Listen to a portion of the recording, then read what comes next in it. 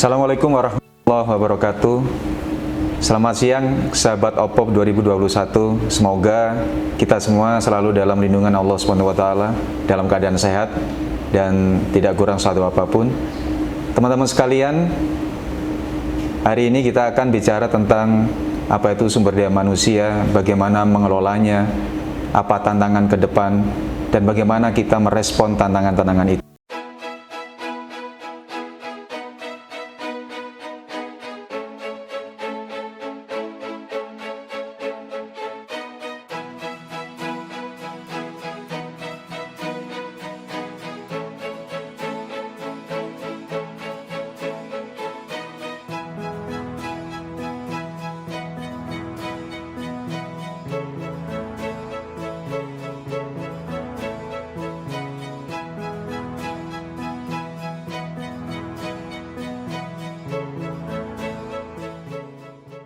Pesantren mempunyai kemampuan untuk mengelola bisnis lebih dari yang lain karena pesantren sudah memiliki sumber daya manusia yang cukup berlimpah.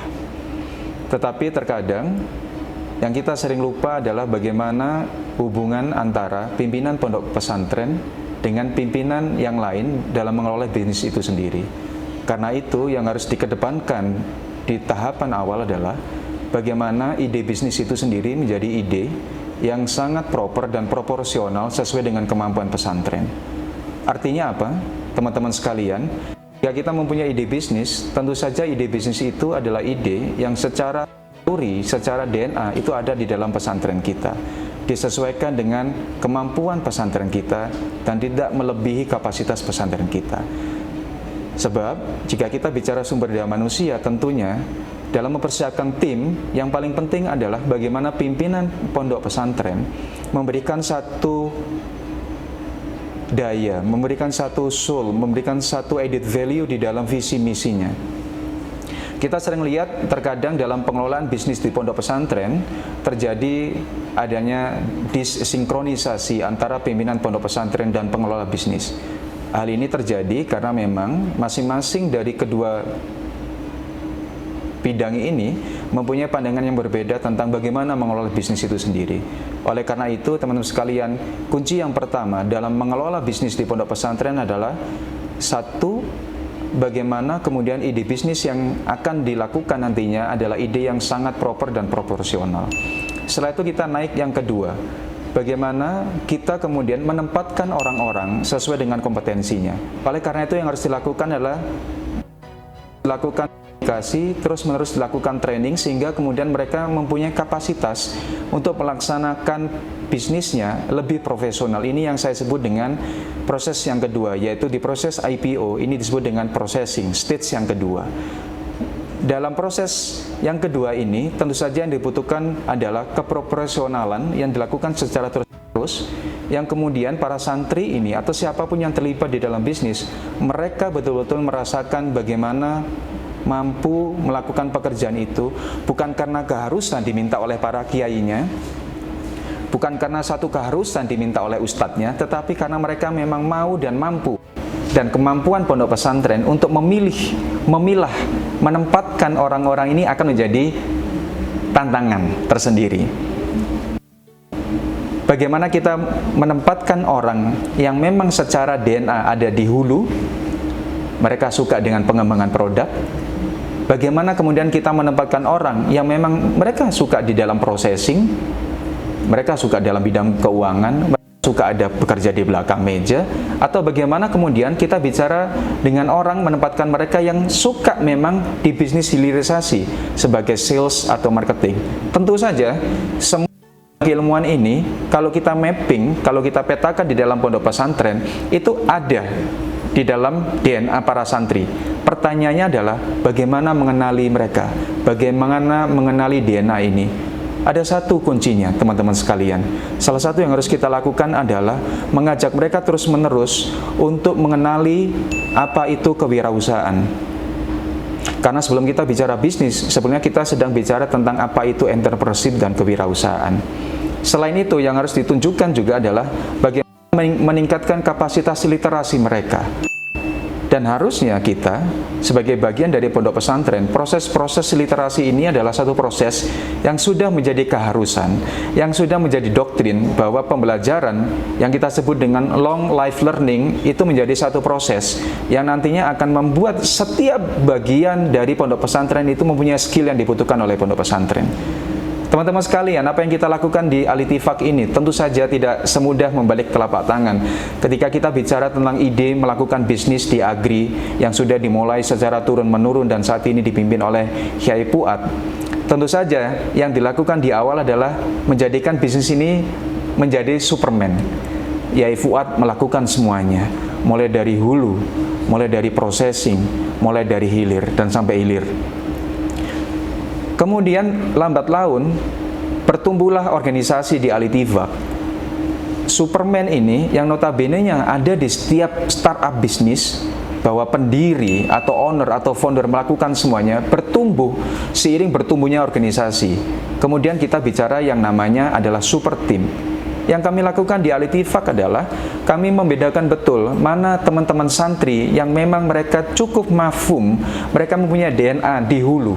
Mereka adalah orang-orang yang memang mereka petani, mereka ingin bertemu dengan tanaman, mereka ingin bertemu dengan tanah, bertemu dengan pupuk, mereka akan ada di sana.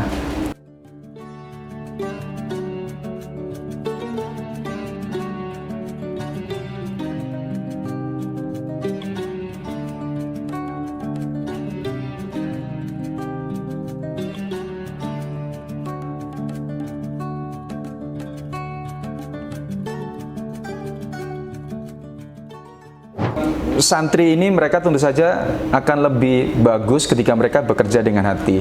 Mereka yang terbiasa bekerja di lahan, di ladang, bertemu dengan tanaman, ingin menyentuh tanah, mereka ingin bertemu dengan pupuk.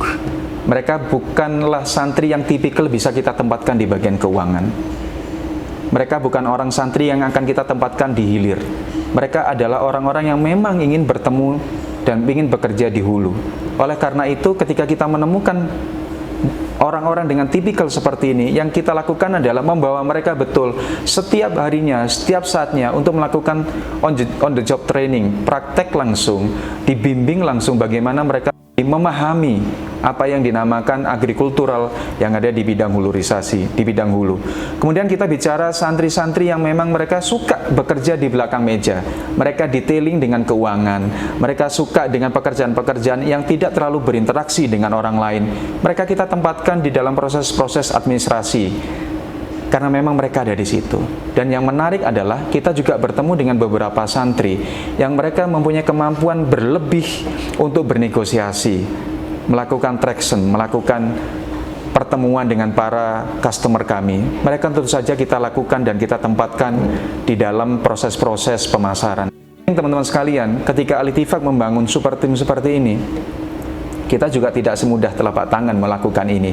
Kuncinya adalah leadership.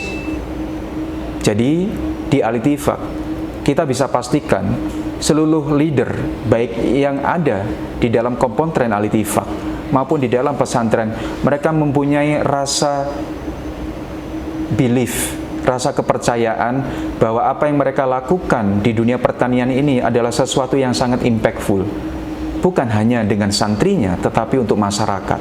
Jadi poin pertama adalah ketika kita sudah menemukan orang-orang ini, santri-santri ini, yang harus ditempatkan adalah pemimpinnya, ketua pondok pesantrennya, ketua koperasinya, atau siapapun mereka yang memang saat ini dipercaya untuk menjadi pemimpin, mereka harus percaya dulu dengan visi, misi, dan goal perusahaan.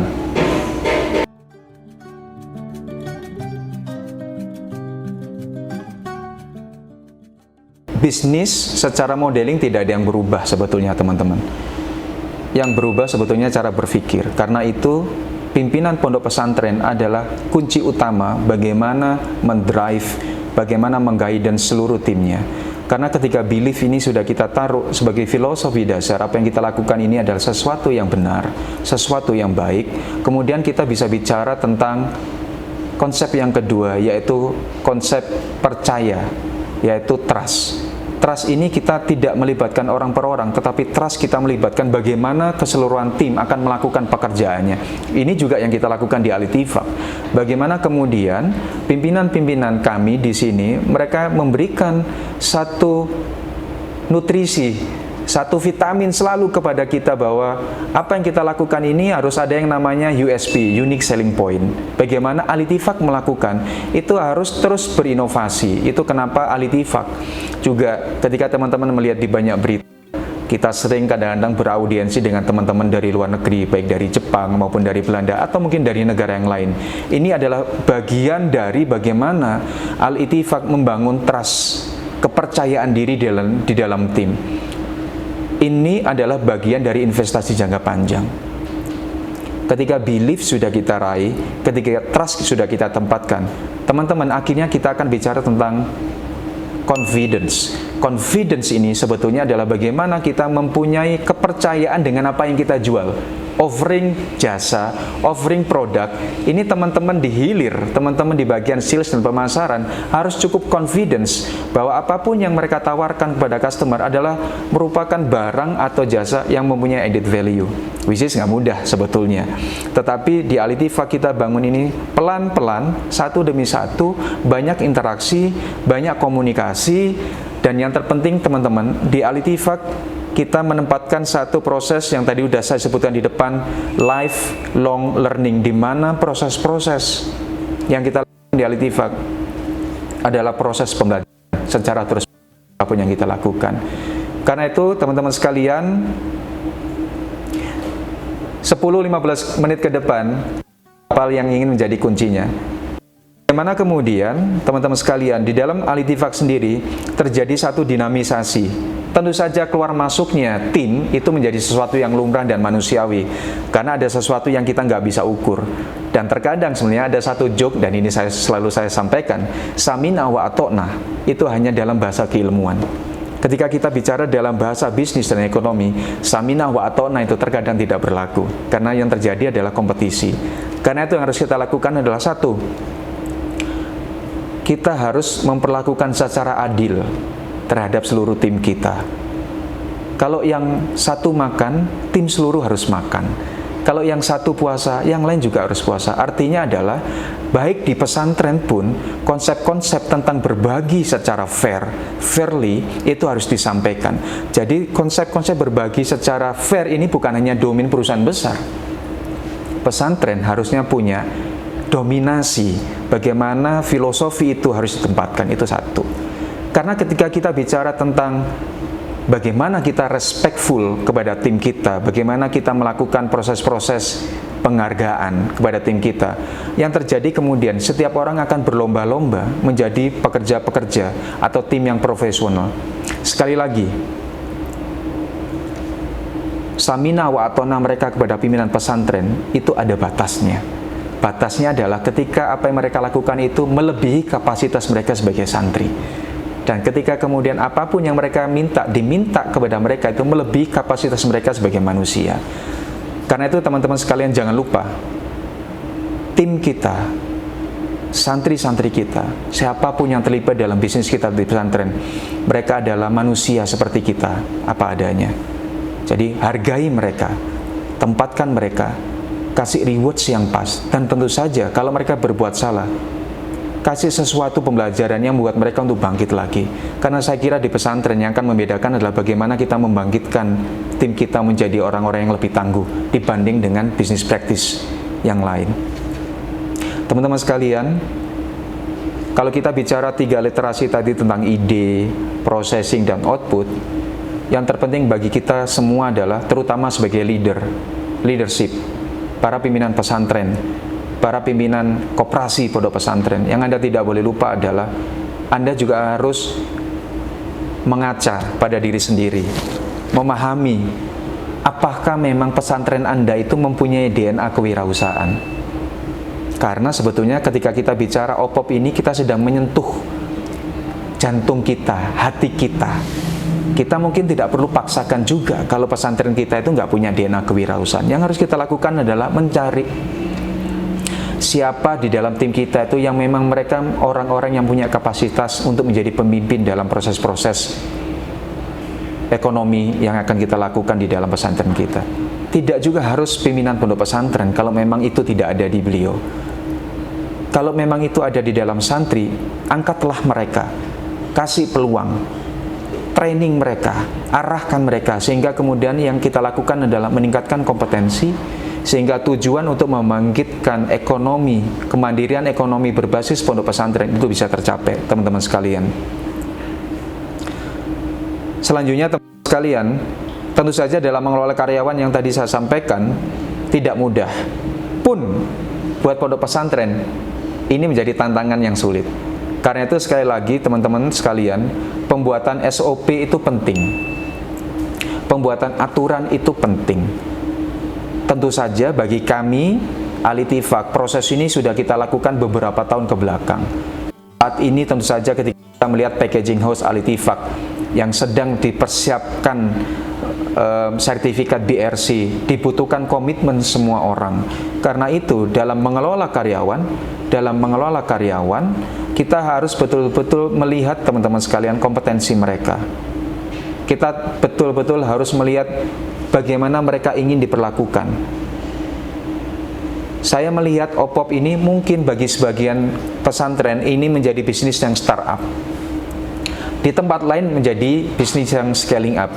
Kedua bisnis model ini akan mempunyai gaya yang berbeda, akan mempunyai tantangan yang berbeda. Karena itu teman-teman sekalian, saya berharap dengan adanya program OPOP ini kita bisa sama-sama belajar, bisa sama-sama melihat dan mengaca bagaimana seharusnya pondok pesantren melakukan pengelolaan sumber daya manusia dan organisasinya dengan lebih baik.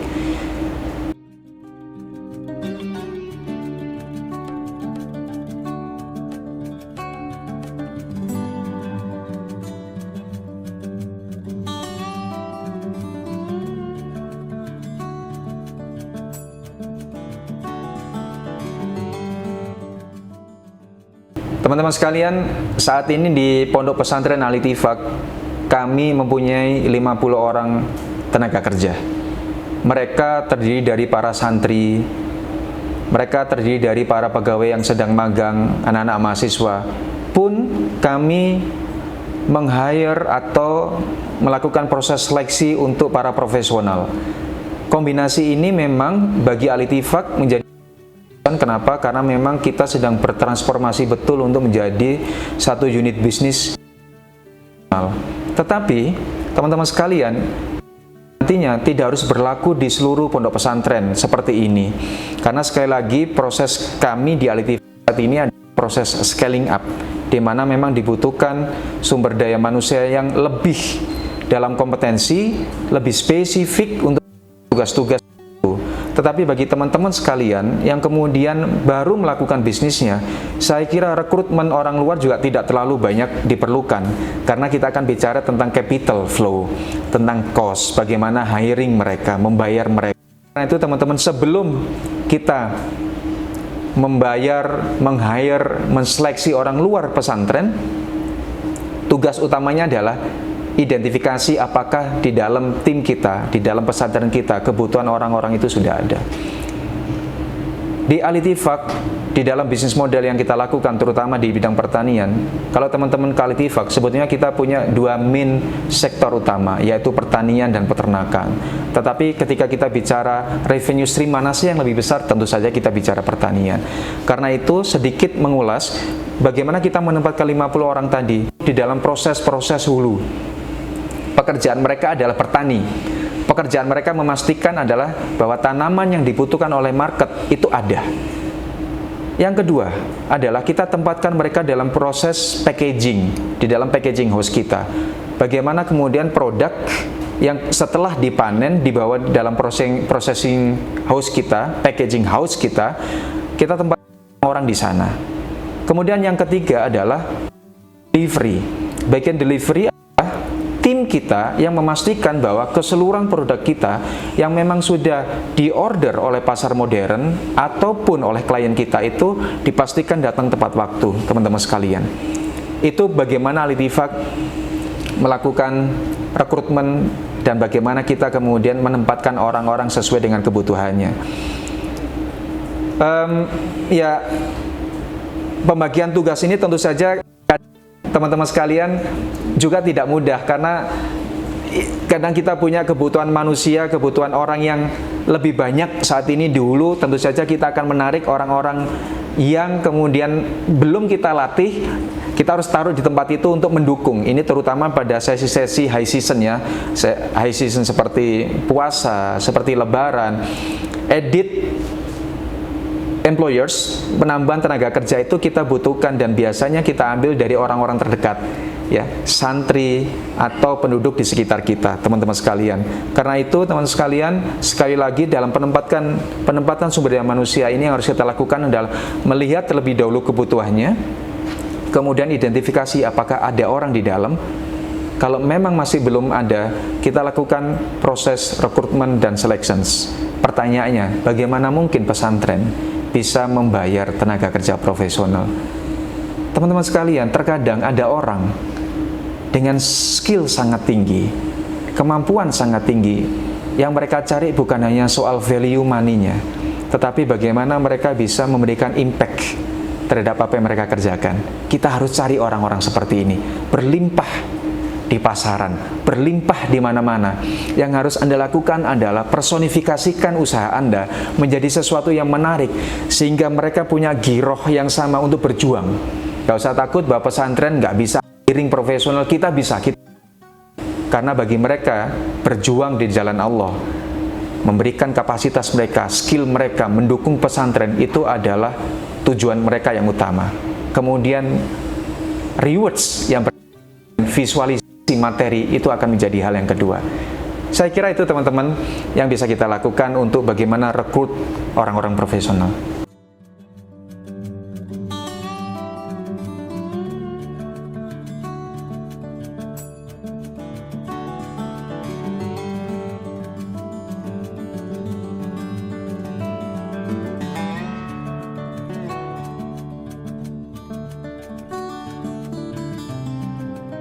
Teman-teman sekalian,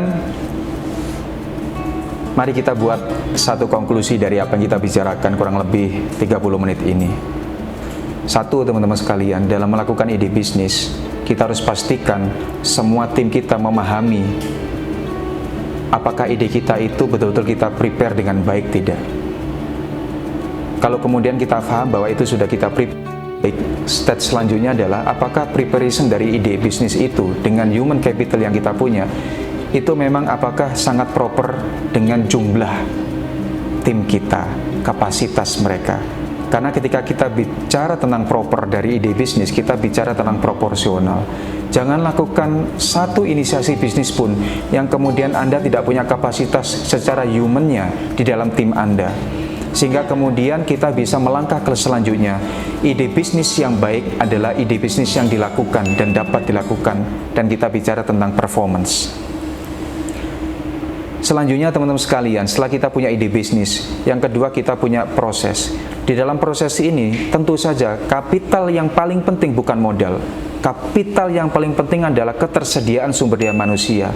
Oleh karena itu teman-teman sekalian, ide bisnis yang kita lakukan di stage pertama tadi, kita teruskan, itu menjadi sesuatu ide bisnis yang sangat proven, yang bisa dilakukan, yang bukti, yang ada traction. Karena itu untuk sana, kalau itu sudah terjadi, artinya kita dan tim kita sedang bicara tentang profesionalisasi, tentang tim yang profesional. Arti profesional di sini sebetulnya adalah tim kita, bisnis kita bisa melakukan, mendeliver jasa dan produk sesuai bahkan melebihi ekspektasi customer kita. Dan kalau itu sudah kita lakukan, kita akan masuk ke P yang ketiga dari proses, yaitu perceive. Di perceive ini teman-teman sekalian, produk dan jasa kita akan diterima oleh customers. Dan ketika itu kita sudah lakukan teman-teman sekalian, kita bicara tentang perfection. Perfect. Ide bisnisnya ada, prosesnya bisa dilakukan dan diterima. Sekali lagi, capital terbesar adalah human capital. Bukan modal secara materi, tetapi orang yang akan melakukan. Terakhir teman-teman, kalau inputnya ide udah bisnis, prosesnya sudah betul, yang ketiga adalah outputnya. Profit. Profit tidak hanya kita visualisasikan dengan uang. Uang adalah salah satu bagian dari profit. Profit bisa kita sebut juga tentang awareness. Dan yang paling penting dengan program OPOP ini teman-teman adalah bagaimana pesantren bisa membuktikan bahwa mereka tidak hanya bisa berkontribusi secara keilmuan, tetapi mereka bisa berkontribusi secara ekonomi. Independensi pesantren secara ekonomi itu menjadi hal mutlak yang harus kita tingkatkan. Dan ketika kita sudah melakukan itu teman-teman, profit, kita kembalikan lagi teman-teman. Satu, bagaimana kemudian profit ini kita kembalikan lagi. Bagaimana kemudian keuntungan pesantren itu kita kembalikan lagi ke para santri. Bangunlah tempat-tempat yang memang wajar, yang baik untuk santri. Perbaikanlah kamar-kamar mandi yang mungkin kotor, bersihkanlah. Masjid jadikan lebih rapi, karena kita bicara tentang giving back, memberikan kembali. Kalau besar bilang ini CSR-nya kita. Pikirkan tentang bagaimana Anda berkontribusi untuk people. Pikirkan bagaimana Anda berkontribusi untuk planet kita, untuk bumi kita, menghijaukan, dijaga betul bagaimana hijauannya, terutama kalau kita mau di agri. Terakhir teman-teman sekalian, di dalam proses output ini, ketika kita sudah mengkombinasikan seluruh unsur ini, di mana human capital menjadi unsur utama, teman-teman yakinlah bahwa apapun yang kita lakukan itu akan sangat priceless, akan sangat berharga. Dan di titik itulah saat ini alhamdulillah Al-Ittifaq saat ini sedang berjuang dan sedang menuju ke proses ini. Terakhir teman-teman sekalian, semoga tetap termotivasi dalam perjuangannya bagi para yai, para ustadz pimpinan pondok pesantren, dan bagi para santri sekalian yang nanti akan terlibat dalam proses-proses pengembangan ekonomi yang sedang dilakukan oleh OPOP ini. Saya ingin menyampaikan teman-teman sekalian apa yang sudah sering didawuhkan, disampaikan oleh Yai Fuad. Ini adalah bagian dari muhasabah kami di dalam Al-Ittifaq. Bagaimana ini menjadi spirit kami di dalam Al-Ittifaq. Teman-teman, satu, ingatlah jangan ada sejengkal tanah yang tidur teman-teman. Pastikan potensi apapun yang ada di dalam pesantren Anda, bangkitkan, Anda pakai, Anda gairahkan. Yang kedua teman-teman, jangan ada sedetik waktu yang nganggur. Artinya teman-teman, ayo jangan males. Kita setiap hari diminta sholat subuh sebelum bangun. Artinya dalam kompetensi manusia, Islam sebetulnya harusnya lebih unggul. Teman-teman di pondok pesantren harusnya lebih unggul. Yang terakhir teman-teman, jangan ada selai sampai yang mawur. Ini paling penting, artinya bagaimana kita menjaga lingkungan kita, bagaimana kita menjaga masyarakat kita, dan bagaimana kita mengkombinasikan semuanya menjadi satu kesatuan yang utuh, sehingga kemudian sekali lagi tujuan pesantren untuk lebih independen di dalam ekonomi akan tercapai. Ini yang bisa saya sharing dengan teman-teman sekalian. Kalau ada baiknya, ada bagusnya, tentu saja itu Allah yang memberi kepada kita sekalian. Tetapi kalau ada salahnya, teman-teman sekalian, itu adalah kesalahan saya sebagai hamba yang dhaif. Sampai ketemu teman-teman sekalian, sukses selalu. Saya Agung Irianto dari pesantren Al-Ittifaq. Terima kasih. Billahi taufiq wal hidayah. Wassalamualaikum warahmatullahi wabarakatuh.